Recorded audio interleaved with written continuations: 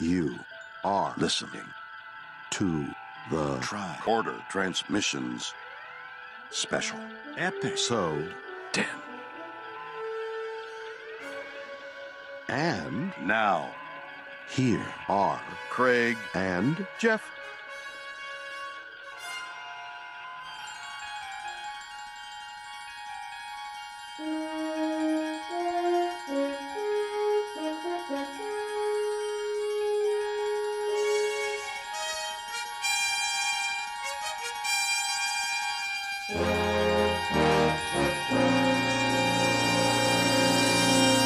Las Vegas Star Trek convention is right around the corner, and the Tricorder Transmissions is going to be there. We are your hosts, Jeff Hewlett. And Craig Cohen. All right, Craig, we are pretty amped up about this convention. Yeah, it is. It's going to be here before we know it. It is taking place July 31st, which is a Thursday, through August 3rd, which is a Sunday, as we said, in Las Vegas at the beautiful Rio Hotel. I don't know if I'd go beautiful, but okay. It's definitely a cool place.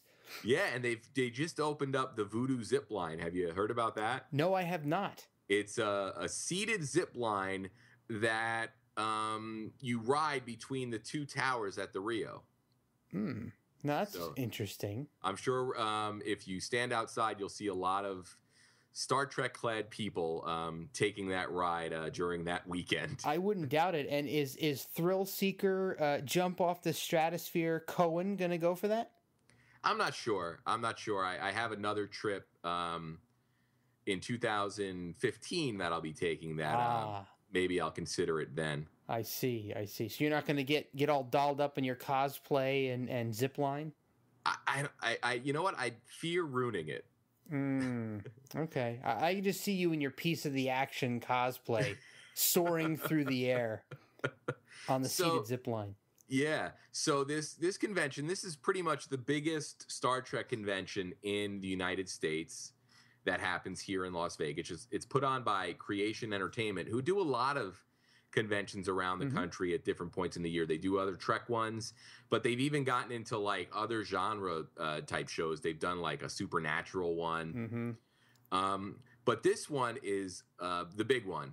And let's talk about some of the guests that are going to be here. From the original series, of course, you have William Shatner, who will be appearing on Sunday, which I know is probably a big draw or a standout guest for a lot of people. I know me and you are really looking forward to that encounter. Oh yeah, so we've already booked our photo op, and we will have a Tricorder Transmissions photo with William Shatner on Sunday. I am very, very much looking forward to that. Yeah, very neat. And he'll also be doing some kind of on-stage Q&A presentation or something like that. Yeah, well, I'm sure we can attend that too, since we have our preferred weekend tickets and our reserved seating. Yeah, and we'll get to ticketing in a minute. But so also from the original series main cast, you have Nichelle Nichols, who will also be getting a photo with, and Walter Koenig, who we actually met back in April here in New Jersey. Yeah, he was a very, very nice guy. He was very humble. Yeah. Very, very nice to meet. And we actually gave him one of our Tricorder Transmissions buttons, and he put it on at the show. So we were very, very flattered that he chose to wear the button. Yeah, definitely. Maybe we can tweet him and ask him to wear it in Vegas. Maybe he will be wearing it. But you've also got some other major captains here. You've got Avery Brooks, who was Captain Sisko on DS9. You've got Kate Mulgrew from Voyager, and you've got Scott Bakula from Enterprise. Yeah. Now, funny bit for our listeners out there, Avery Brooks lives about 15 minutes from me. Yeah. Yeah, he lives in Princeton, so he's a local guy. I could run into him somewhere. You never know. I'm surprised you haven't. I am too. I'm in Princeton an awful lot, and I'm surprised that I haven't seen him somewhere before, but there's always the future.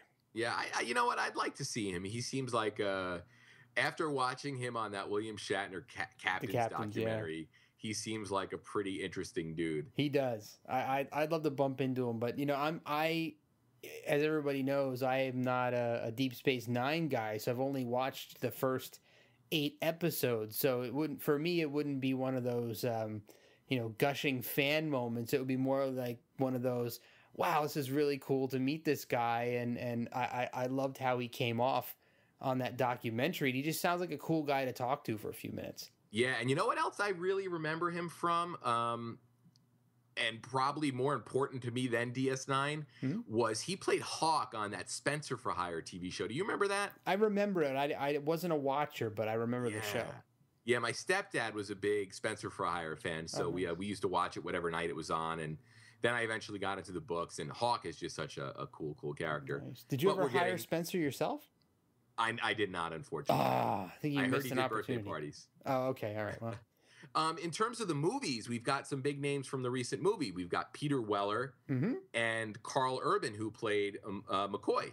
Yeah, that's pretty cool. And he's actually on the website. Carl Urban is getting second billing under Shatner. Yeah. And right now he's only booked, I believe, for Thursday, but they're trying to lock him in for some other days.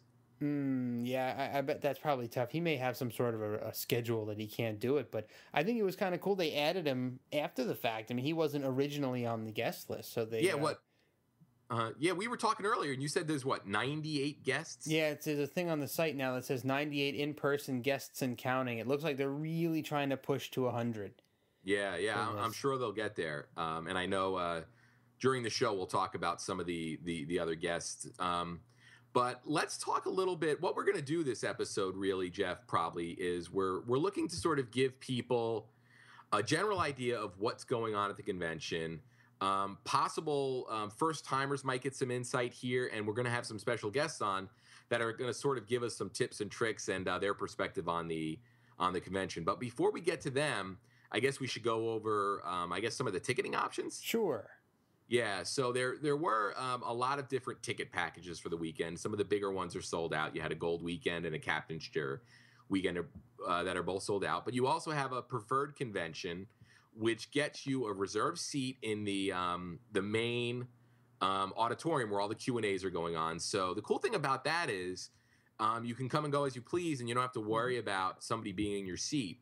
Yep. And you also get to choose your seat from sort of like when you go on an airplane and you buy your ticket and you get to pick from whatever seats are still open. Yes, that's the level that we chose. So if anybody out there who is going to the convention is listening to the show, we will be in those preferred seats. So if you get them, you might be sitting somewhere near us. That'd be kind of cool. And then you get a complimentary Star Trek Collector's Limited Edition gold coin themed for the convention and generally only available at the convention itself. And it's the 13th in a series. This is really cool. You get a pre-registration the night before the convention. So I think we were looking, and last year they let you in around 9 o'clock. And that way you can get all of your credentials out of the way and you won't have to ever go back. Yeah, you can pretty much just waltz right in at opening the next morning and not have to wait in that long line down the sidewalk out the door, right? Yeah. And then you also get early access into the dealer room. So that could have some advantages as well. Yeah, I'm looking forward to that myself. I'm very much anticipating finding some cool Star Trek gear at this convention. Yeah. And then finally, you also get admission to Star Trek The Concert Live with the Nevada Pops 45-piece orchestra, led and conducted by director Richard McGee. And this sounds like it's going to be a night of just all Star Trek music. So I know that should be really cool, and it should be a nice little change of pace for the... after doing a full day's worth of the convention. Yeah, I'm really looking forward to that. I've said before on the show, I think way back, that the chance to hear a live orchestra is always a treat for me, and I'm going to soak that up for all it's worth. I love sitting there and listening to a live orchestra play. There's nothing like it. Yeah, and you've actually gone to a couple of those movie experiences, right? I did the Lord of the Rings, the 3 Lord of the Rings up in New York City. They did each one of the Lord of the Rings films with the live orchestra playing the score while the movie played, and it was awe-inspiring. It's something that I think everybody should hear at least one time in their lives to know what that feeling is like, because you can literally feel the sound and the music like moving through your body. It's incredible. Yeah, very neat. So looking ahead past that preferred weekend, you can get general admission passes for all 4 days, which guarantees you a seat in the theater, but not a reserved seat. Mm-hmm. And you can get that for $149. So that's not a bad deal if you're planning to go for the whole 4 days. But then they also have single day reserve seating, and that goes anywhere from $55 to $75 per day, depending on the day that you're going. Mm-hmm. And then you have your regular single day general admission, which it's $35 on Thursday and Friday, and then $40 on Saturday and Sunday. I guess that's a good value if you're planning to only go for 1 day. Yeah, I would think so. I mean, you probably have to live locally or somewhere very close by to go for just 1 day. I mean, it just seems like Vegas is kind of out there and isolated. You'd have to be pretty close by to just, slip in for 1 day and then go back out. Yeah. So there's it sounds like there's another neat thing that they're working on for this year's convention. It's the Promenade experience. Have you heard about this? No, fill me in.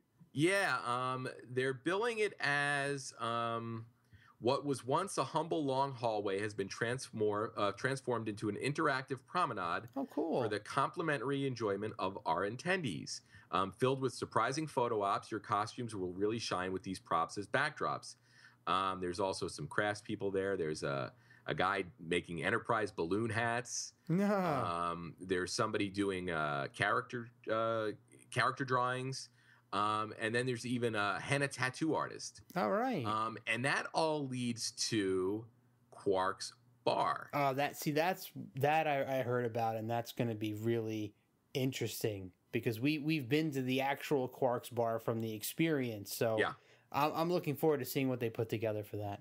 Yeah, and that also leads to the holodeck photo ops area, which I don't know if that's where you get your celebrity photos or if they're doing something else there. But that sounds like a neat little thing, and it's completely free. All of it won't cost anything to get an Enterprise balloon hat from the balloon wizard Roger Goodin, Godin. So before we get down with our guests, Jeff, is there anything else that you're really looking forward to here? Wow, I'm actually probably looking forward to the most is just meeting the people. I want to be there and meet some of these hardcore Trek fans who love these type of events, and we are going to be talking to people on the show floor for the show. So we're going to be asking people our standard questions. If I see anybody in original series cosplay, I'm going to be stopping people and asking them about their favorite characters and episodes from the original series. And that's what I'm looking forward to probably the most. That, and of course, seeing our friends, April and Vernon, again out there in Vegas. Yeah, as well as some new friends. Yeah, so some of the guests that we're going to have on the show, I didn't want to spoil too much, but we've got some really cool new guests on the show who are all going to be at the convention, and I'm sure we'll be meeting up with all of them while we're out there. Yeah, and even some of the faces that we've interacted with on the unofficial Facebook group. Yeah, and that's going to be really cool to meet them. And if there's anybody out there who's listening to this who is going to the convention, please seek us out while you're there. We're going to be wearing our these giant tricorder transmissions badges, so you'll be able to identify us. So, if you're out there and you see us and you listen to the show, please stop us and talk to us. We'd love to hear from you. Yeah, definitely. And conventions in general, you get that atmosphere where everybody's friendly because you're all there for the same thing. But I think within the Star Trek community, it's even tighter, I think. And I guess that might be a product of sort of Gene Roddenberry's vision of the future sort of rubbing off on people. Yeah, I think the mythos and the intent of Star Trek, the overall feel and vibe of Star Trek rubs off onto the fans. And I think they embody that while they're around other Trek fans. So you're in an inclusionary place. You're with people who are, are like-minded and love the series and the ideals presented in Star Trek. So I'm looking forward to experiencing all of those people, with that love of the series and the love of each other and all things Trek. I think it's going to be a lot of fun to meet so many cool people. Yeah. And in addition to that, one other thing I'm looking forward to is, I guess, the Sunday night finale, which it'll be kind of sad because it's the end of the convention, but it is this Star Trek Rat Pack thing. It's a Star Trek themed parody of the original Rat Pack nightclub act, and it's done by Vaughn Armstrong, Jeffrey Combs, Casey Biggs, and Ethan Phillips. So you've got some Star Trek folks in there from some of the series that came after the original series, but a lot of really talented guys there. So I'm curious to see how that turns out. It definitely sounds really, really cool on paper. Yeah, it definitely does. I'm looking forward to seeing that. As much as a depressing moment as it'll be, knowing that the convention is over, it sounds like a really cool way to close things out. I'm glad that we opted to stay all day Sunday, because I know we had originally planned to leave Sunday. Yeah. And then the whole William Shatner photo op kind of changed our minds on that, and now we'll be flying out on Monday instead. But I'm glad we're going to be there for the finale. Yeah, me too. And I think we're doing it the right way. We're going to be there for pre-registration all the way through until they kick us out of the Rio. Yep. I think that's going to be the best possible experience that we could have, and I'm looking forward to being able to maximize my time on the show floor and in the vendor room. I'm looking forward to sitting in on a lot of panels. There's some really cool looking panels coming up. I wanted to be there for April and Vernon's experience panel. Yeah. I want to be able to hear the 5-year mission play, and it's just going to be nice to be there and not have to sweat, having to leave early. It's going to be nice to be able to stay for the whole entire duration. Yeah. And if you want to see the entire schedule and list of guests, actually the schedule's not out, but planned events, you can go to creationent.com. So it's short for Creation Entertainment. And then you can navigate to the Star Trek section, and they've got a really detailed list of all the stars, pricing for their autographs, pricing for their pictures.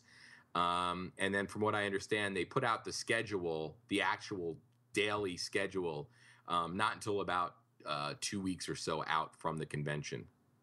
But you do know that Shatner's only going to be there on Sunday, so that's stuff in advance. Yeah, certain people are only going to be there for certain days, and before we jump into our different interviews for this special episode, maybe we should, as an original series focused show, just throw out some names of some of the other original series guests who are going to be at this convention. I know that I am very excited to meet Sherry Jackson. Yeah. And I have not. You already met Bobby Clark, but I'm very much looking forward to meeting the Gorn captain himself, yes, Bobby Clark.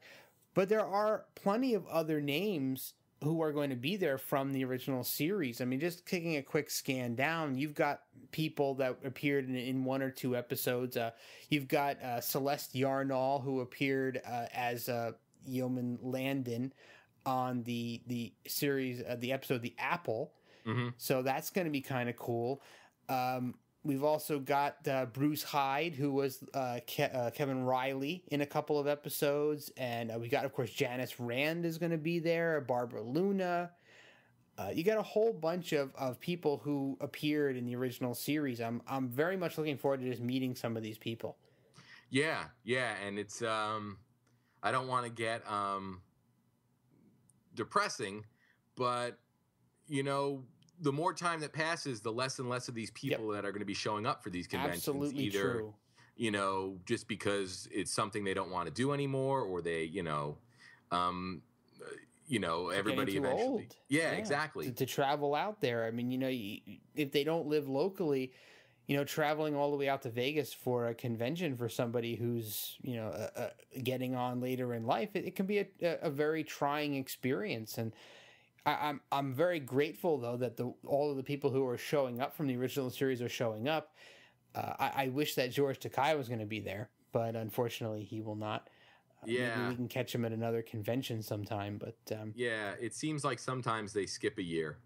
Yeah, I mean, he's a busy guy, so he's probably got a lot of engagements that he's got to be part of. But hopefully, maybe he'll show up at the Jersey TrekCon, or maybe next year he'll be in Vegas and we'll have an excuse to go back. Yes. So I guess we should jump in and talk to some of our guests that we have lined up. Mm-hmm. Yeah, give us a quick rundown of all the guests that we're going to be hearing from. All right, we're going to be talking to Allan Hall, who is, I think it would be doing a disservice to just call him a cosplayer, but he is a true champion of cosplay. He doesn't just do one costume, he does many costumes, and I'm sure we'll talk to him about that. And he's also going to be giving us sort of his tips on how to survive the long days of the convention. And then we're going to also be talking to a good friend of the show, April Hebert. She's also going to be telling us, I guess, a little bit about the convention in general, and then also her panel. And then finally, we're going to be talking to the guys in 5-Year Mission, who are going to be the house band for the convention. They're going to be playing people on and off the stage and providing entertainment in the main room when there aren't Q&A sessions going on. So those guys are really, really cool. And if you don't know them, you'll learn a lot more about what they do and why they're so awesome during our segment with them. Yep. So we're going to kick off our series of interviews right now. And who's up first? I guess we'll go with Allan Hall. Okay, so we're going to talk to Allan Hall about the Vegas Star Trek convention. Okay, and we are back, and we are very happy to bring on the show Allan Hall. Eric, how are you doing today? Doing fantastic, thank you. Very cool, very cool. So I know we really wanted to we were really looking forward to bringing you on because you do, it seems like a ton of different characters through cosplay. But before we get into that, what's your Star Trek experience? How did you get into the show, and what's your history there? Well, I remember watching the original series in syndication with my mom, starting when I was about 6 or 7. I also remember seeing the animated series on TV when it was first running as well, and then just kind of growing up with the original series. My first year in college, The Next Generation started, so I kind of got into that as well, and just continued from there. All right. And I know Data is one of your cosplay characters, so that's interesting because I assume that you were more of a Next Gen guy. Would you say that's true, or do you lean more towards the original series? I really like all of the series. I guess if I had to really pick, the original series, Next Generation, would be about neck and neck for me. All right, excellent. So you've been going to conventions for quite a few years, huh? Since about 1992, yes. All right, wow. So what kind of conventions are you hitting in addition to the Star Trek ones? Besides the Star Trek ones, I live in Salt Lake City, and there's a number of local sci-fi and fantasy conventions. The Salt Lake Comic-Con and the Fan Experience have both just started within the past year, and they've been huge. Mm-hmm, mm-hmm. Now, are there any differences that you've noticed between your Comic-Cons and the Star Trek convention in Las Vegas? Well, yeah, as far as content goes, the Star Trek convention is really going to be specifically Star Trek. I was pleasantly surprised for the past couple conventions, the Comic-Cons here in Salt Lake, how many Star Trek fans seem to just be coming out of the woodwork with uniforms. I saw a really good original series con, for example, with kind of the red, orangish jumpsuit outfit that he had. Since we're an original series focused show, we always like to ask, what is your favorite original series character and episode? As far as characters, I would probably have to go with Spock. Nice. Episode, The Doomsday Machine. All right. So you and Vernon Wilmer share the Doomsday Machine. I love it. It's a fantastic episode. Oh, that's great. Yeah, it is definitely a great one. We just covered that not long ago. And I read that they have, there was a documentary about the episode or the remastered version of it fairly recently as well. So when you first started going to the conventions, were you doing costumes right out of the gate, or is that something you slowly worked your way into? Yeah, I started out actually with a pretty inexpensive Ruby's Gold Next Generation outfit as Data. And I met a really good, well-done Klingon at one of the conventions, so I decided to amp it up a bit. I started to work on a Borg costume in about 1993. I made an Andorian outfit out of an old wig and some toilet paper tubes that I kind of massaged into antennae with some suction cups on the end of them. I got a much better Data uniform at a convention in Vancouver, Canada. And then a couple years after that, I don't normally wear glasses or contacts, so I found some yellow contact lenses and started to use those as well. Wow, that's excellent. Now, it sounds like you just pretty much figured all this out along the way. If there's one tip you could give somebody just starting out in the cosplay world, what would it be? I would say do your own thing, especially today with the internet and the prevalence of social media. All sorts of people will give you criticism, what they would do instead. I would say stay true to your own vision and do what you want to do. All right, excellent. That's great advice for a lot of different things. So, Eric, I know over on the unofficial convention page, you had jumped into a thread that was going on there related to a series of tips that you would sort of put out there for people going to the con and possibly first timers. Do you want to hit any of those for us and people that might not have a lot of con experience behind them? I know one of them is wear comfortable shoes. Yes. Especially for first-time con goers, they will get shoes that they get off of the internet, or they look good, but after an hour or two, they really start to hurt their feet. As a tip, I generally find shoes that are a size or two sizes larger than I would normally wear, and then I put Dr. Scholl's type inserts into them. And as I walk around, my feet expand a little bit, and they're still comfortable at the end of the day. You know, that reminds me, Craig, and I'm sure this will bring up back memories for you. Is a couple of years back, Craig and I wanted to do a strip walk all the way up and all the way back, so about 10-ish miles. Round Craig, trip, yeah.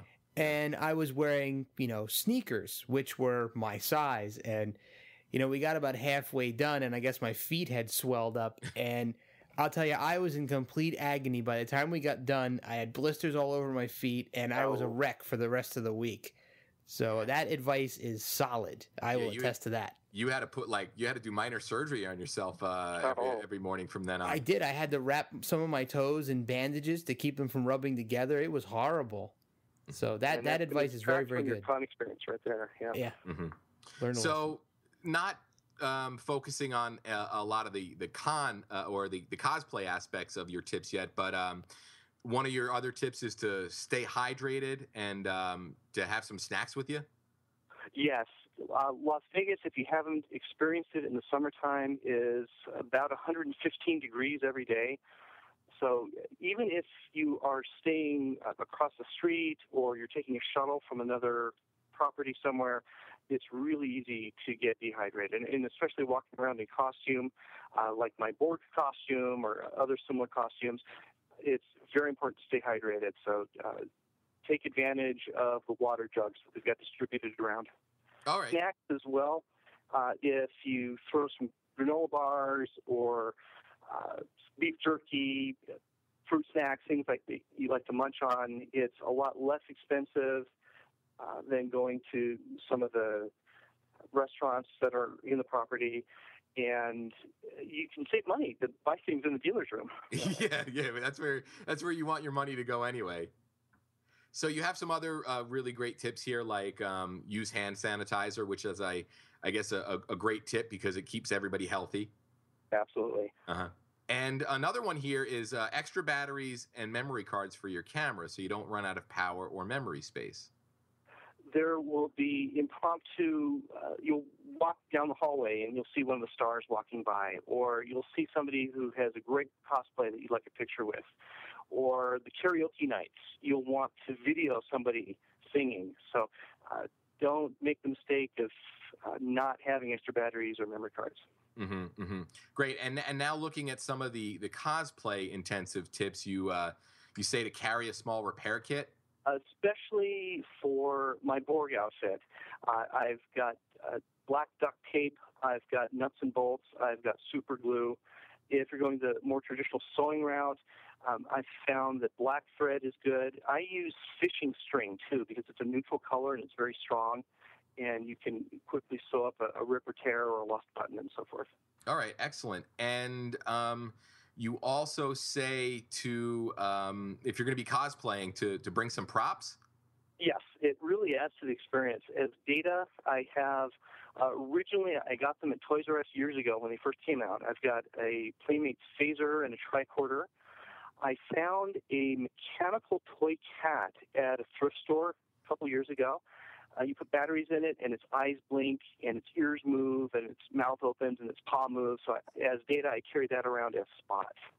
Oh, that's excellent. That's excellent. Now, if there are folks who don't have a lot of experience with people on convention floors in costumes, are there any things that those people should focus on in terms of the touching or the gawking or anything like that?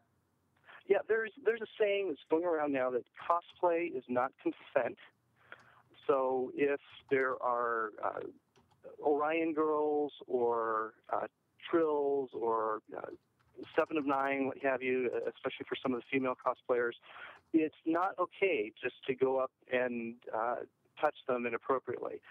Always ask before you take a picture. It's nice to be prepared to do that.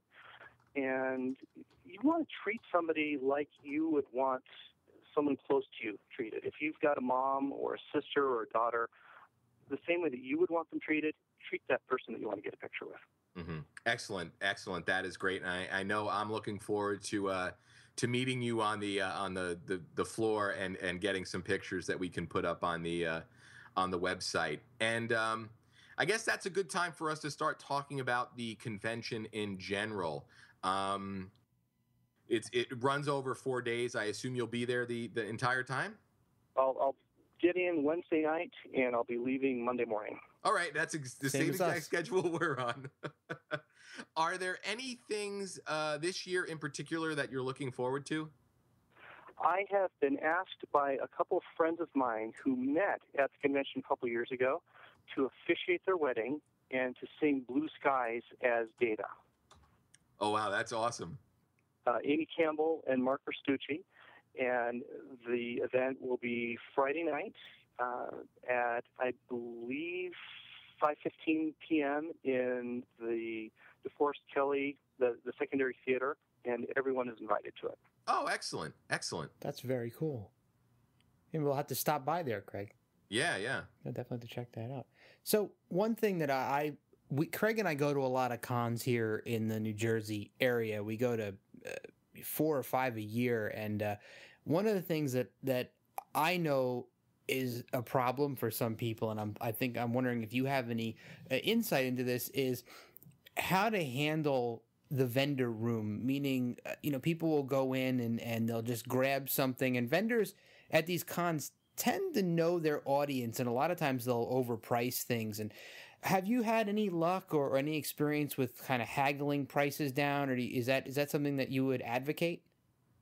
Yeah, I have had a bit of experience doing that. I found that it's kind of a balance. if there's something unique, something that's rare, and you see that on, say, the Wednesday night, the pre-registration night, when you're able to go in and look around. If you don't think you'll see it again, you might want to pick it up right then and there, otherwise you might regret it. On the other hand, as the days go on, usually Sunday afternoon, they are willing to bargain just a little bit more, and you might get a better price because they don't want to pack it up and take it back with them. Yeah, that's really solid advice, and I think Craig and I have found that at some of the conventions that we've gone to as it winds down. So, I think a lot of people that might go in there and be very excited about what they're seeing and want to grab it right away. It might be a good idea to hold off if you're going to be there towards the end of the con, and it's something that you think will be there, and maybe there's 4 or 5 of them laying around different tables. You might want to hold off. Absolutely. Mm-hmm. Well, Eric, I know I'm looking forward to meeting you in person and seeing your excellent costumes up close and getting some pics. So we'll see you soon, and thank you so much for these tips. And I guess if people want to interact a little more, they can head over to that unofficial fan page over on Facebook that we'll link to in the show notes. And then, is there anything that you want to plug in terms of how people can connect with you? Sure. I am on Facebook.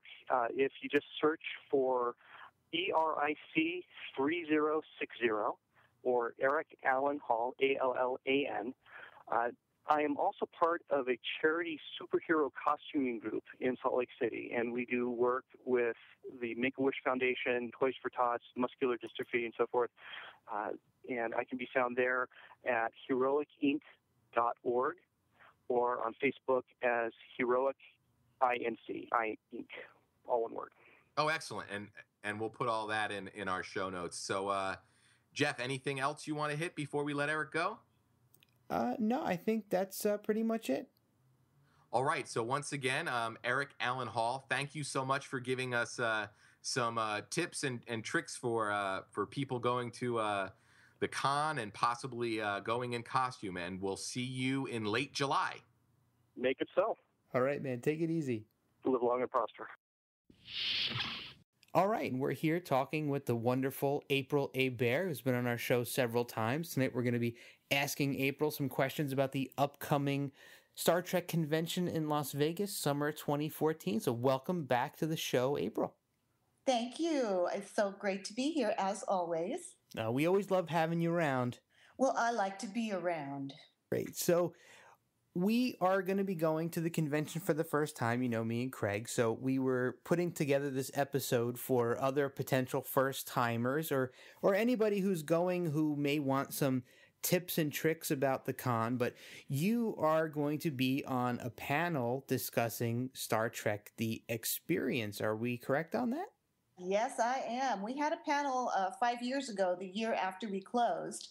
And that was very successful. And of course, everybody still loves Star Trek: The Experience. Anytime anybody mentions it online on Facebook or wherever, you get this big old long comment section about, oh, man, I wish I had seen it, or I went there once. It was the best thing ever. And, very, very few people have anything negative to say about it. Most people wish it was still there or wanted to come back or, just want to reminisce about how awesome it was.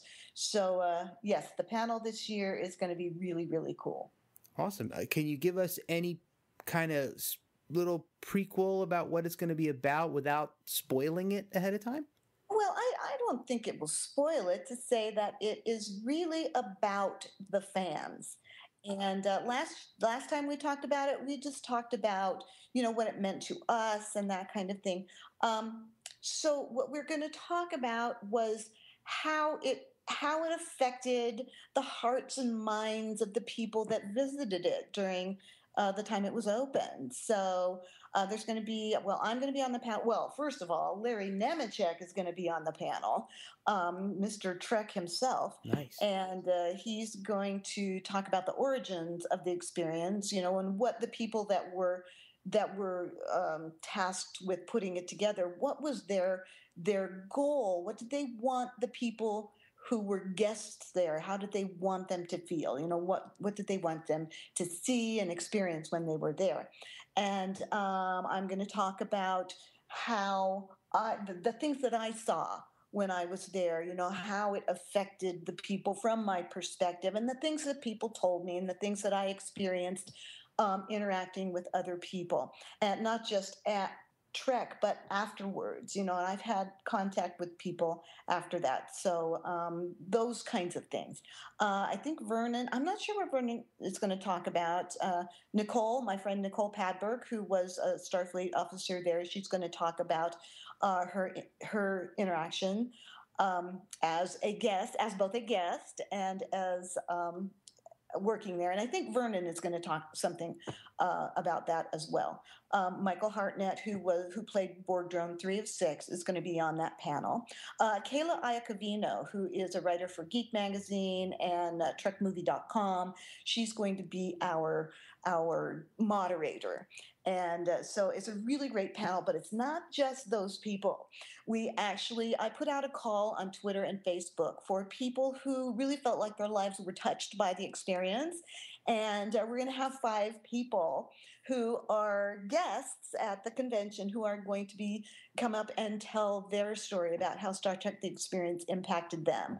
And if there's any time left over after all that happens, then we'll open the floor to have people, who just walk in off the street, basically, who come to see the panel, talk about how it impacted them. And I know there's millions of people out there who got something out of being at the experience, and so we really want it to be about them. Well, you're talking to 2 of them right now. I think we've talked about this before, right, Craig? Yeah. That's excellent, and I know I am glad that we have locked in reserved seating for all of the panels. So I know that's one we're definitely gonna be there early for. We will be front and center for that panel. I have to say, I'm really excited that Creation put us on right there on the homepage, because I think that is going to bring a lot more people in. And it's just really exciting to be a part of this particular convention. There's a lot going on. Do you know that there's Quark's Bar this year? I was going to ask you about that, April. Do you know anything about that in terms of how detailed it's going to be? I don't know the details, but I did kind of get a heads up from somebody who had something to do with it. And he kind of told me that it was in the works, and I was thinking, well, of course, why hadn't they had that, ever since we closed? They should have had that. I don't know. I'm very excited myself to see what it looks like. I was approached to do something for it. I think that it's for it. I'm not really sure. But I don't know if that is actually going to come to fruition. We'll see. But if it does, then you may see, at least one character from Star Trek. Oh, wow. Oh, we're going to see April back in one of her characters? No, I really don't know. I don't want to say. I just was approached about it. So we'll see how that works out. It may not, so. But whatever. I'm just very excited that they're going to do that. Yeah, I actually, when the experience closed, we were there probably within the last couple of weeks of it closing, because the stores had pretty much, or the gift shops had pretty much been run down. But I bought a box of Quark's Bar matches. Yes, I have my box. Well, we actually use them. So. Yeah, I'm gonna bring a bunch, and if we run into any people that have listened. And they'd like a matchbook, assuming that I haven't given them all out yet. Just holler, and I will give you a Quark's Bar matchbook. It's very, very cool, and it was a nice little piece of the experience that I was able to take home. Listeners, that is really a special gift.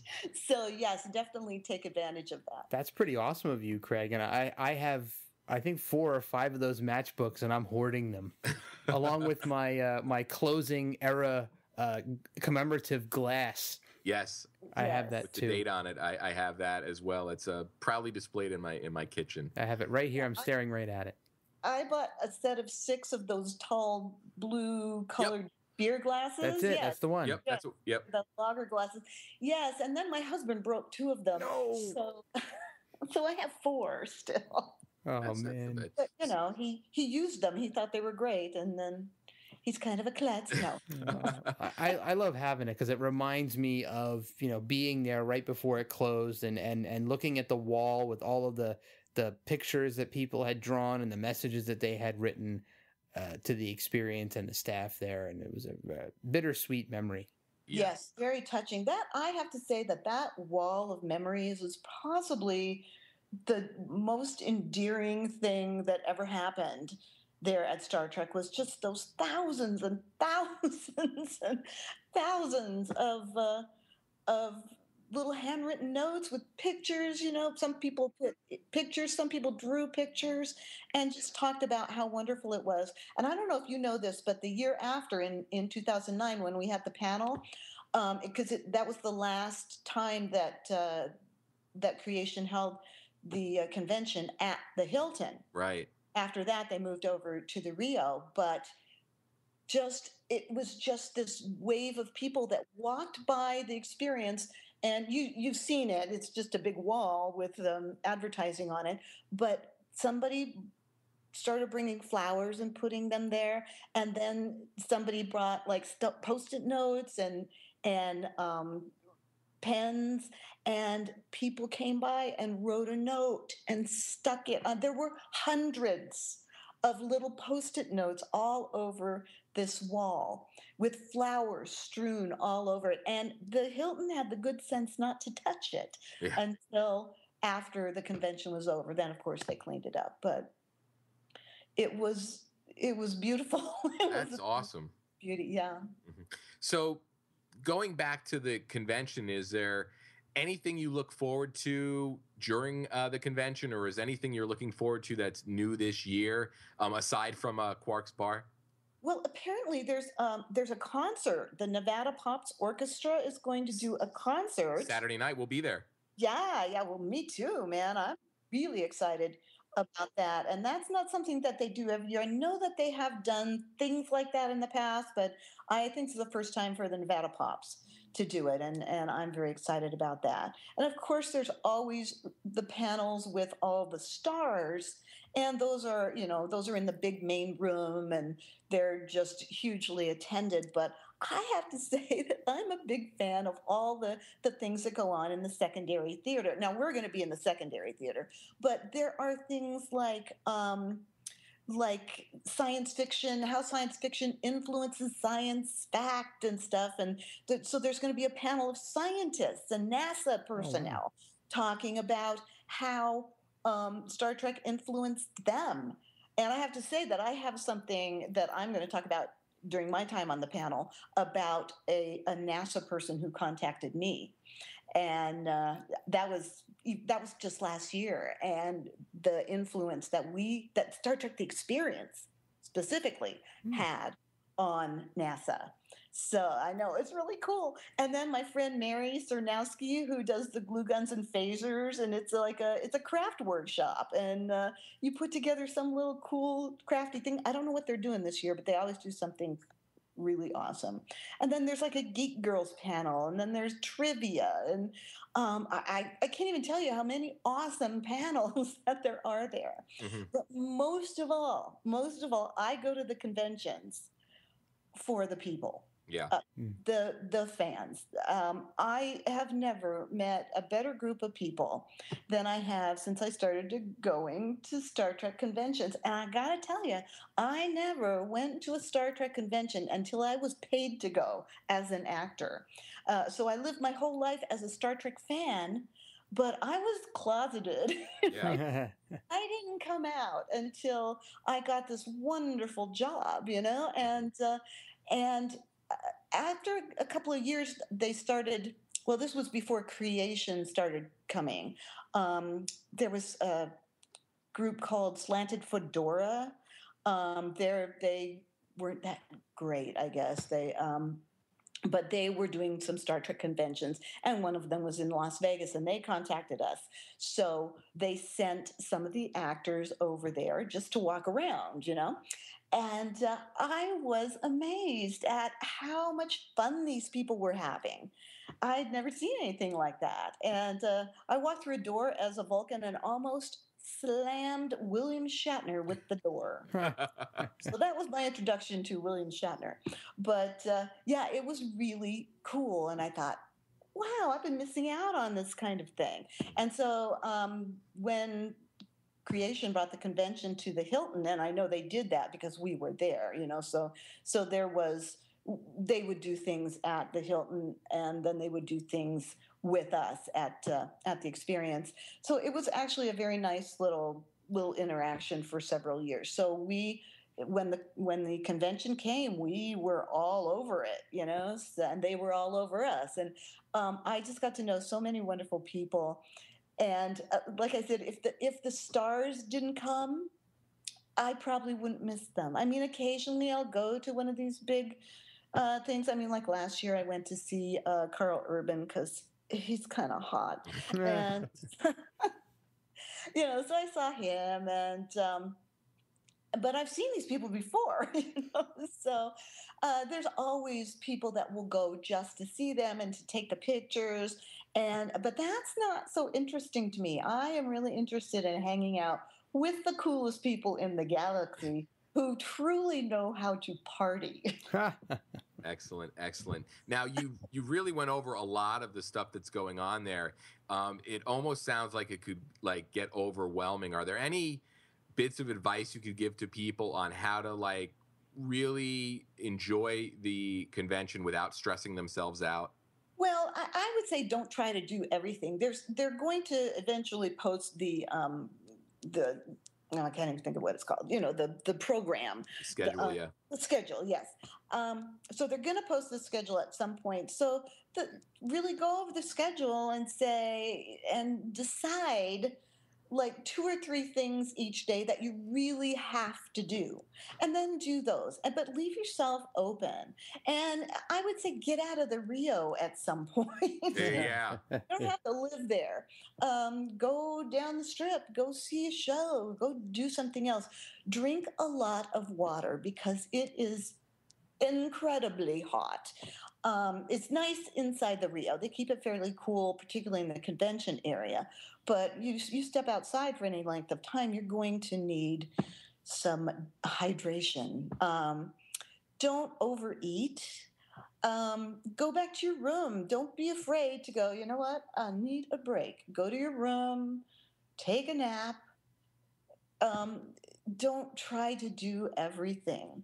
And but I have to tell you that, like I said, the best things are when groups of people hang out, wherever there's alcohol. And it's just so much fun. Looking forward to that myself. Yes, yeah. Now, don't drink. I mean, don't make yourself ill. And again, if you're going to drink a drink and then drink water, so balance that out so that you're hydrated, because you can get very ill and time kind of stands still when you're there. So if you're inside the convention partying with a bunch of people, you really need to keep track of what has gone in.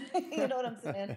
Because you don't want to end up in the emergency room with alcohol poisoning. That does happen. We have seen people pass out on the floor, and yes, it's fun, but don't harm yourself or anybody else. It's best if your hotel room is either at the Rio or very, very close, so you don't have to travel too far. But there are some people that get a room somewhere else, and they're perfectly happy with that. But the closer you are to your room, the better off you're going to be. Just have fun. Everybody there for those 4 or 5 days that the convention is going, everybody there is a Trekkie. And if they're not, they should be. So it's just, so you'll never have a better time. I know people that wait all year, plan all year, save up all year, just so they can come and hang out with us. Oh, excellent. I know we've been counting down, and when we fell under that 60-day mark, it kind of really hit me that I was like, oh my God, there's, it's totally, I see the finish line at this point, or the starting line. I'm so excited to hang out with you guys. I can't even tell you. It's going to be awesome. Yeah, we're looking forward to it too. We've been talking to some other friends of ours in the real life here in I guess what they call meat space, and about going to the convention, and some of them are very jealous that we're actually getting to go and kind of celebrate Trek with all you guys again. That's what it is. It really is a celebration of the thing that binds us, which is the Trek universe, and it does. I mean, it's such a positive future, that even though it does have its arguments and fights and wars and stuff like that, but it really doesn't matter because we make it to the future. So that's what's so cool. We're there in the future, and we to celebrate that. And I think that a lot of people who don't like Trek, they just don't get it. They do not get how important it is to have that positive image and positive view of the future. And this is just a celebration of that. Absolutely true. And I'll say that I've been a Trek fan since I was a little kid back in the 70s when it was in syndication. And I've always really loved it, but I've never felt closer to it than I have since Craig and I have been doing this show. We've been talking about it for, constantly for a year now as we're doing all these recordings and going through every single episode. And I feel like it's a bigger part of my life now than it's been in the past, so that this convention is going to be pretty special for me. I hope Craig feels the same way. You expressed that perfectly. Yeah, Trek has a power, man. It has a power that other kinds of things, other fictions don't have. It really does. It really does resonate.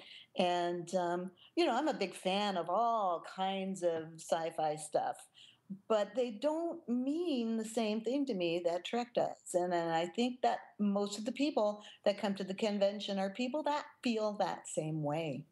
Yeah, that's a great point, because I'm also a big fan of a lot of different sci-fi series, and Trek for some reason holds that special place for me. I think it does for a lot of people. Yeah.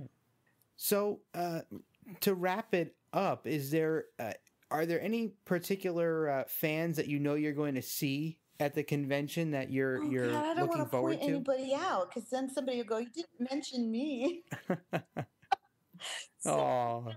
I didn't mean to put you on the spot. That, but just you're looking forward to seeing all of them. And I have so many. And seriously, some people, because I only see them once a year, then it's not that I forget about them. I just, it kind of put them out of my mind. And then I'll go, "Oh my God, there you are. How are you doing?" So yeah, there are people that are in Vegas that I see often that, we hang out there. I have some dear friends that I worked with or that were constant fans of the experience that are very, very dear to me that are there, but I see them more often. And then there are only people that I see only once a year, and that's special too. So, yeah, I'm not going to point anybody out. I'm just going to say I'm looking forward to seeing everybody. And if you see me and you recognize me, come up and tell me who you are, and, say where you heard me on Tricorder Transmissions or wherever you're familiar with me. And I've met so many people. Half the time I can't remember their names, So, but I would be glad to hang out with you, be your friend, have a drink, whatever you want. Oh, excellent. Yeah, well, thank you as always for being a part of this show. We absolutely love having you. Craig, is there anything more that you'd like to talk about with April? I just can't wait to see you, April. I know. I'm jumping up and down right now. You can't see me, but I am. Oh, yeah. We're based on our last experience with you guys last year, the debauchery we got into in that one short span of time. I don't know what to think is going to come out of this experience this year when we have 4 days. It was slightly illegal. I know. No. We can't admit it on tape. We should go back over there and try again. Okay. Oh, I'm all game for that. I don't know about Craig, but I'm all game when in Rome, right? That's right. That's awesome. Exactly. All right. Well, thanks again, April, as always. And we will have you back on very shortly for the super panel discussion of Trouble with Tribbles. Awesome. Looking forward to it as usual. Hello and welcome back. And it is my pleasure to bring on a really, really unique band that is going to be part of the convention. We have with us the guys from 5 Year Mission. Welcome, guys. And would you also introduce yourselves? Hello. What's your name? My name's Mike. Mike Rittenhouse, and I am a member of 5 Year Mission. James What's going on here? This is Chris Spurgeon. This is Noah Butler. And Andy Fark. All right, excellent, guys. It's so great to have you on the line. Thank you so much for taking some time out to talk to us. Would you give our listeners a real quick overview of what exactly it is that you guys do? Because it's so unique and so cool, but I'd rather you guys describe it. We are currently in the midst of writing one song for every episode of Star Trek, the original series. And we're going in broadcast order. And currently we are 3 full-length albums and an EP into it. And the last album, Year 3, left off at the Immunity Syndrome. Wow, that is just really, really great. Where did you guys come up with the idea for this? Mike, we always have Mike answer this one. It's an ego thing. It's not an ego thing. I came up with the idea. Ego thing. It was all me. I did everything. And really, you know, if you're listening to the albums or watching our videos, it's pretty much me pulling the strings. You know, it all comes down to me. Pull the strings. But yeah, actually, it was my idea, and I was just going to do the whole thing myself, and I decided that would be too hard. So then one snowy, uncomfortable night, Mike and I were sitting alone in a parking lot for some reason. I don't know what was going on there. And he asked me, he said something like, now that we know each other better, there's something I've been meaning to ask you that I haven't had the nerve to do, or something along those lines.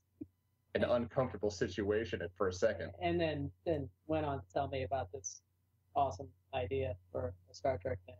It really is a really awesome and unique idea. Yeah, thank you. And I think Mike and I wrote a couple songs together. We wrote a couple songs to like kind of start it off, and then slowly started pulling other people in. Excellent. The rest is history. Yeah. I watched Noah's face to see his reaction to know whether I should ask him about the band or the other thing that I had in mind. I could tell he was comfortable, so I went with the band. So, guys, we are an original series focused show, and with all of our guests, before we get into the meat of any of our interviews with them, we always go with the same introductory questions, and we'd like to know, just to get our listeners more intimately acquainted with you guys, who are your favorite original series characters, and what are your favorite original series episodes? Okay, this is Chris. I really like Metamorphosis. I was fortunate enough to pull that for Year 3, so I got to write the song about it. But I don't know. I just really like that episode. As far as character, that's a good question. I probably wouldn't go with one of the characters, the regular characters. I'd probably pick somebody like, I don't know, the guys. You've never watched Star Trek, have you? Patrick would say Harry Mudd. Yeah, but yeah. He's a guy that you remember. Oh yeah, the guy Apollo. I might pick him. He was an interesting guy. Did you happen to catch that Star Trek Continues episode where they did the sequel with the original Apollo in it? I did, and I thought it was really, really well done. I thought it was really cool that they brought him back and gave him kind of ended his arc, because when he left in the original series episode, he just kind of disappeared, and it was cool that they brought him back and did something with him. So I really liked that, actually. Yeah, they really treated him with a lot of respect in that episode. I thought that was very, very well done. I agree. He's a really good actor. He did a really good job. Yeah, absolutely. I agree with that. And the rest of you guys, favorite characters and favorite episodes? I think my favorite episode might be The Cage. Tossing a wild card out there. Yeah. So who's your favorite character in The Cage? Jeffrey Hunter. Really? Yeah. Okay. Captain Pike. He's pretty cool. I especially like him in the wheelchair. I don't know. I love all the episodes, and there's a lot of great characters. I kind of like when in Turnabout Intruder when Captain Kirk has a woman in his brain. That's pretty cool. So glad you mentioned that. I'm a big fan of that episode. So looking forward to covering that in a long time from now when we're wrapping up our third series coverage. Wait, I want to change my answer. Gary 7. Oh my God. I'm going to change mine. You're out of the band, Chris. All right, my favorite character is the cat from Cat's Paw. Nice. No, my kids kids the Muppets at the end. The Muppets at the end of Cat's Paw. Right. The Fraggles. All right, Noah, what is your favorite character in Star Trek? Andrea, the android from What Are Little Girls Made Of? Oh my God, I love you. Yeah. I mean, there's no other answer I can give. She's number one on our list. Yeah, number one. You guys are my favorite band of all time. Would that be a favorite episode as well? It has to be. Yeah. I just can put it on repeat. Yeah. And pause. And instead, the sound doesn't even need to be It also on. has Lurch in it. Yeah. That's an episode here we're very, very, very fond of. So you guys gonna meet up with Sherry Jackson at the convention? Yes. Yes, we are. All right, we'll all be in line together. Ozer first. We're gonna get her to sign that old Playboy. The Playboy. Oh, That we I found still it. have it. That we found it. Hang on to it. We'll get her to sign it. Yeah, I'm so we jealous. found it digging through boxes at Wizard World Chicago a couple years back. Nice. So I think we have one more favorite episode to go. My favorite episode, I'm gonna have to go with the classic. I'm gonna have to go with Miri. Just because it's just a fun episode. And plus, people die in it. So it's pretty awesome. And it's also in Mayberry, which is even better. It is. Wow, so we got some unique answers here. I love it. Big time. Favorite character, I'm going to go a little more mainstream with it and go with Scotty, just because I would love to just go out drinking with him. Excellent. Now, one thing you mentioned was pulling a song. Is that how you guys divvy up who's going to write what songs? Exactly. I mean, we literally put it in like either a bowl or a hat. Last full-length album, we put them inside a Gorn mask and pulled them out like that, and just basically each of the other four guys, the main songwriters, they actually will pick a song out, and whatever they pick out, that's what they do, and then they commence arguing and trading. Oh my God. Did you say a Gorn mask? We have a Gorn mask, and we'll actually bust it out at shows now and then during our song for Arena. All right, I'm buying you guys a drink at the convention. I would hope. You guys are awesome. So we mentioned the convention right now. So you guys are going to be playing the main stage there, the convention. Can you explain a little bit of what's going to be going on with you guys over there? Yeah, sure. What the plan is that Creation, we contacted them. Give you a little background. We contacted them a couple of years ago, and they told us that the stars provide the entertainment, and we were disappointed. But what are you going to do? So we just shot them another email last year and just said, "Hey, we're still over here," and kind of got the same answer. And so this year we actually got contacted by them because apparently they do supernatural convention, and they have one of the stars. He has a band, and they kind of do the house band thing where they play stars on and off the stage. And so the idea was that we might be they wanted to do that for the Star Trek convention, and since they kind of knew who we were because we kept bugging them, we were the first band as far as I know, we were the first ones they contacted, and we jumped all over it. So that's what we're going to be doing. We're just going to be sitting up on stage, and as people come in and leave the stage, we're going to be doing their intro and exit music. And we have a lot of work to do to figure out what music's going to go with who, and we'll use some of our own stuff, but we'll have plenty of other things in there just to highlight the actors or the characters. So it's going to be a lot of fun. And we're also doing an after party. It's the dessert party, I think. The late night dessert party. Yeah. It's gold and captain's chair members only. Right. So we're looking forward to that too. It'll be a lot of fun. Now, you mentioned on the unofficial page where I actually, first got wind that you guys were going to be, joining the con. You mentioned requests. Can you go into a little detail behind that? I can't remember what that was in reference to. Whether it was, I think it was request mainly for our show, like the actual like late night dessert party show. Okay. But I was also trying to do like kind of fishing for suggestions because I know a lot of people that are going there are going to be knowing who will probably end up being on the main stage, like star wise, and just kind of brainstorming like what to play for them, like stuff off the top of my head that I was thinking was like for like Nichelle Nichols walks out, we're playing like Foxy Lady, or like Brent Spiner walks out, we're playing Mr. Roboto, stuff along those lines. So we were actually talking earlier, just kind of brainstorming what would fit with each actor that's going to be going on there, because we're going to end up having a hard time deciding. Excellent. And I guess the best way for people to interact with you regarding that would be over on your Facebook page. Yes. And that is what? Facebook.com/ 5-Year Mission. Excellent. We'll provide a link to that in our show notes. Okay, good. You can find our social media if you just go to 5yearmission.net, and it's 5-Year Mission spelled out, or the number 5, and number 5-Year Mission. And all our social media is linked right there at the top of the page. So aside from playing the convention, which I assume is very exciting, is there anything else you guys are looking forward to in the 2014 Vegas Con? I personally have never been to Las Vegas. Oh. So never. Yes, never. So. Craig and I, we celebrated our 10th trip to Vegas last year. Wow. So this will probably be our 11th trip, so we'd be more than willing to show you around, should you wish it. Yes, we'll need some guidance. We'll need some guidance. Very cool. Over there, that's what you call a prostitute.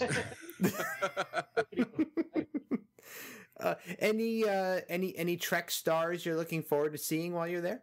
Sherry Jackson. Yeah, Sherry Jackson. Oh, come on. Yeah, I'm looking forward to that myself.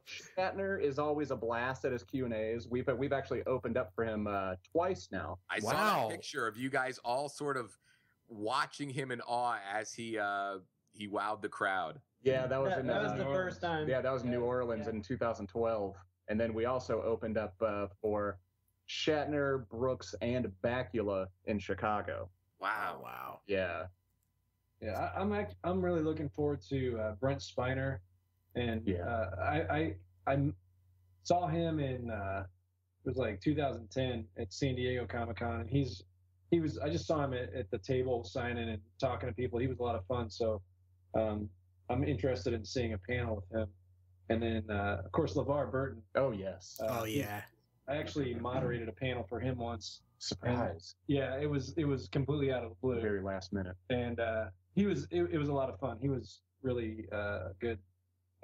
He had a good panel, so I'm looking forward to that. Getting back to some of your song material, Craig was mentioning some of his favorites before, and I figured I'd throw in a few of my own while we have you. I really enjoyed the Amok Time song. So who was responsible for that one? Oh, that's me, Noah. Awesome job. Responsible for that. Now, see, if you'd seen us live, you would know that we have a Lerpa fight. We actually have a Lerpa fight that goes along with that. During that song. We had to put an interlude in the middle of the song to warrant the. We actually learned the fight music from the episode. That's spectacular. So Noah and Chris could go out to the crowd and have a Lerpa fight. One time, the first time we did it, it was very well orchestrated, and ever since then, we're just trying not to hurt each other. Yeah, I think you actually caught me in the lip the first time we did it. The second time we did it, I actually hit him in the face. He went down, and I thought he might be hurt, but he was fine. And you guys divide up the songwriting duties. Do you guys also divide up the style choices for the musical backing for each song, or is that kind of a group thing? The style that we use is completely up to the songwriter. So when you get for example, if I get a song, I just kind of I watch the episode, and sometimes I get a feel for the episode itself. Sometimes I get a feel for a person. Sometimes I just get I just get an idea and I go with it and make it work. So I think that's kind of the way we all do it for the most part. There's no real set style, or we don't really have any rules. We just kind of go with what happens. As far as who backs up who, it's kind of on a just you call it basis for the most part. Sometimes somebody actually has a part already worked out. I mean, we send the demos out to each other way ahead of time, and sometimes, like for Mirror, like 2 days after Chris sent it, I was doing I had a bass line in mind, and so I sent an email and said, I call bass, and then other times nobody knows what they're doing until we all get to practice and kind of just gravitate toward an instrument and start going from there. And sometimes we get halfway into learning the song and two of us decide to switch because we're no good at what we're doing on whatever. And every now and then, after writing and recording the song and playing it live several times, I will trade with Noah still switch so that I can play the guitar part correctly.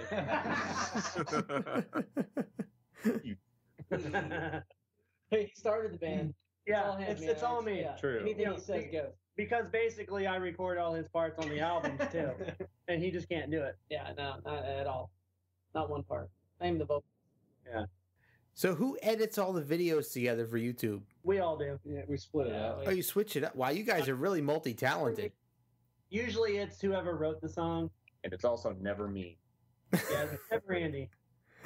I just play drums. Leave me alone. And I play drums. Yeah, I think I play drums. the videos, the show footage videos are done mostly they have been by Noah and Mike and I, although Patrick just started doing some recently, which, so he's been doing his own. But yeah, generally, like Mike said, it's whoever writes the song does the video. And then we do other footage, like when we have our podcast, Mike does the editing on that, or if we have live show footage, I might do it. So it just kind of depends on what the subject matter is. But for the most part, we share. And who has the time. Yeah, and who has the time, right? And our actual videos that we filmed ourselves for a few of our songs were edited by the directors of those videos. Yeah, right. Excellent. And you said at this point you have, 3 years out, and you also have an EP dedicated to the Trouble with Tribbles. Right. So the best place for people to get that would be at your website, 5yearmission.net. Correct. Now, what was the idea behind the Trouble with Tribbles EP? How did that happen? Well, okay, I can tell you exactly how that happened. because Mike's in charge. Because it's my band. When we were working on year one, I already had the idea for my Tribble song, and I was already writing it. Oh, that's right. And once we were working on year two, and we started talking about year three, I mentioned that I already had a Tribble song in the works, and one of the other band members, I won't say which one, though he's not here tonight, was a little upset because I was kind of stepping out of the luck of the draw and claiming the song, and so we came up with the idea that we would all write a Tribble song, including me. Yep. That way, it was only fair, so that each of us got to write one and not just one person, because that's one of the most popular episodes. And so it was a lot of fun to see everybody's different take on it. Well, and then also another answer to that is that it was also decided that it was going to be a big pain in the ass to write a full-length album every single year. Yeah. So we decided to do something a little bit shorter. So we figured, a 5-song EP. We're like, let's give ourselves a little chance to breathe, and let's just do a slightly shorter album. Get it out a little bit quicker. Of course, now the plan is to do a similar EP for Spock's Brain, which is what we were actually working on before we signed on with you guys to do the interview. Oh my God, I'm so totally down with that. Yeah. Decided if the Tribbles was the most, I don't know, like famous episode, recognizable episode, yeah, that we choose the most infamous episode to also do an EP. It means more than. So we've talked about how people can get the CDs at online at your store. Are you guys going to have time to do any kind of pedaling at the convention itself? Well, we are going to have a helper with us. Patrick's wife, Savannah, is actually coming with us, and she'll be working the booth all weekend since we're going to be on stage pretty much all day long. But we're going to have a chance to kind of hop out there to the booth, kind of relieve her, and then we'll be out there ourselves pedaling. But then also, basically, if you're at the convention and you see us in the bar, which is where I plan on being a lot, or any of us just walking down the hall, feel free to come up and talk to us. Yeah. We're not big giant rock stars, even though sometimes we like to pretend that we are, but we're not. Feel free just to come up and talk to us about anything. Excellent. Unless it's a sad problem, because then I will run away from you. Are you guys always going to be in uniform? Anytime that we perform, yes. we will be in uniform. Yeah, anytime that we're on stage or are about to be on stage, we will be in uniform. Other than that, we're going to be in our civvies. But you'll still recognize us. We're all ugly. Now, I noticed you guys were also on iTunes as well, right? And Amazon and Spotify, every place. SoundCloud, yeah. Wow, you guys are on Spotify too. You guys are all over the place. Yeah, well, that's kind of a really good thing. I mean, it just makes us more accessible in every single possible format. Some people don't go to iTunes. Some people don't go to Amazon. We try to cover all those bases and make sure wherever you are will be watching. And really, the best place to go if you want to hear any of our music or all of our music is our website, because it's all there. You big old pimp. Go to our website and you can listen to everything we've done. Oh, that's great. Well, that leads us into the plug section. So since we're talking about your website, guys, why don't you go ahead and plug away anything you want to get out there to our listeners? Well, let's see here. Yeah, we have plenty of merchandise. Yeah, we have lots of merch. And in fact, right now we're having a 25% off sale until Father's Day, through Father's Day. We have T-shirts, stickers, buttons, posters, action play sets. Yeah. You too could put your hands all over me. In cardboard. In cardboard form. Yeah, if you've ever wondered what the lyrics are for our songs, all the lyrics are up there, along with all the songs. We have, our latest news. We throw that up there. Events. Speaking of events, because I know a lot of people also travel from all around the country for this, we are playing the world's largest gaming convention, Gen Con, for the third year in a row. We will be kicking it off for a free show and also a special Gen Con brew tapping on Wednesday, August 13th. We're going to be doing 2 completely different 1-hour sets that night. And then Saturday, August 16th, we're doing our regular Gen Con show at the Westin Hotel, along with the band from, it's in the Lexington. It's in the convention center this year? Okay. Yeah. With a band from, we believe it's Lexington to Kentucky, called the Ford Theater Reunion. Amazing. Wow, awesome. So it's great to see that you guys are going to be out and about entertaining people this summer. And I know that we are very much looking forward to seeing you guys, and we will definitely make it a point to stop you when we see you and make sure Jeff gets you that drink. Absolutely. Yeah. Remember, no sad problems for me. No, well, guys, I have to say I'm very sorry to admit we are not the Captain's Circle elite. We are just the preferred weekend guests, so we will not be at the exclusive dessert party. We'll see if we can do something. Sneak out a cannoli for us. So we're gonna try. Nice. Piece, or maybe, I don't know. Yeah. You just pick a piece of equipment and start carrying it. I'm sure the dessert is ice. Well, I'll tell you. No favors are required. My buy you a drink offer stands regardless. So seek us out. I will take you up on that, and then I will come back in disguise and take you up on it again. All right, well, wait a minute. Let me preface this though. But no 50-year-old Scotch orders, please. I'm a man of meager means, so don't go crazy. I'm a beer guy, so I'm a very cheap date. I love you too. If favors are required, Patrick is your man. Yes, Patrick is talk to him and say, "Hey, I heard you owe me a kiss." He loves being put in uncomfortable situations. Yes, go up to him and give him the biggest, strongest hug as you could ever muster. I will do that. Shut up! I said mustard, not mustard. Mustard. In the den with the candlestick. So a 5-year mission. Thank you so much for coming on and talking to us and getting us even more excited to see you guys at the convention in just a few short weeks. And again, people, make sure you go to 5yearmission.net to find out all the ways you can connect with the band. Any last words, guys? Go ahead, Mike. You were great at last words, Mike. Come on. You were not awkward at all with last words. Come on. Okay. Don't say kapla. I dare you to say kapla. I'm not gonna say kapla. Okay. What are you gonna say? Thanks. There you have it, folks. Thanks. Which one of you is the drummer that's going to spontaneously combust on stage? This isn't Spinal Tap. I'll tell you what.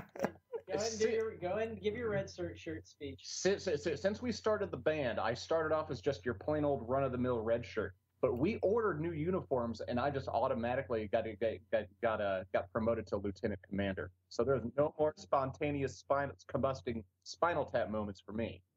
I will die once, but then I will be brought immediately back. You know, when we started the band, and then I'm going to kill a hooker. When we started the band, Andy wasn't very schooled in Trek, so he didn't really know the red shirt thing too much. Yes, I did. But you didn't understand the nuance. Yeah. Oh, fuck. And but so now I'm a big old nerd. He didn't have a problem wearing the red shirt, but then after a few conventions, I think he changed his mind. But it's too late. I wanted to punch people out the first few conventions. Hey, you're gonna die. Okay. That's probably the most. And I still get it, even though I am now lieutenant commander. And then I'm like, no, look, do you see the stripes and dashes on my sleeve? That doesn't mean anything. It does. Well, hey, Scotty wore a red shirt and he didn't die. That's right. He gets no respect. Hey, I tell you, no respect in red. Yeah. Scotty, Uhura, they both wore that. That's right, Uhura. That's right. They're still alive. Scotty's still alive in 24th century. That's right. He's not wearing red, but he's still alive. He's pickled. He's got his little vest on. He's little vest on. Yeah, and he and Uhura are making out. True. Mm-hmm. She brings him dinner on the bridge when he has to work. All right. Wait, walrus mustache and all.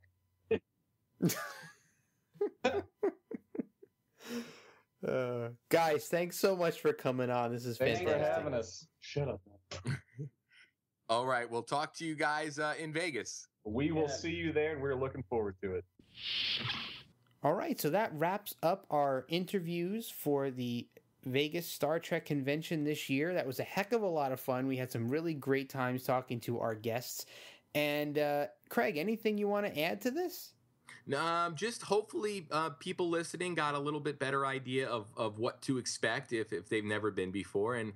And hopefully some of the veterans even learned a thing or two. So I know we're looking forward to meeting as many people as we can. And I guess we'll see you on the 31st. Yeah, we definitely will. Thanks again to all of the guests that appeared on our show. Eric Allan Hall, April Hebert, and the guys from 5-Year Mission. We're looking forward to seeing all of you at the convention. And everybody else who's out there who's listening, if you're at the convention and you want to hang out with us, or you shoot us a message on Facebook, let us know where you are. I'm sure we can meet up, or just look for us with our Tricorder Transmissions badges on, and we'd love to talk to each and every one of you.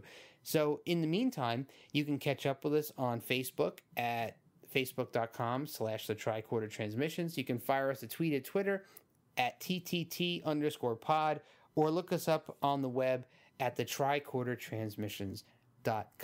Thanks as always for listening to our show. Looking forward to seeing everybody in Las Vegas.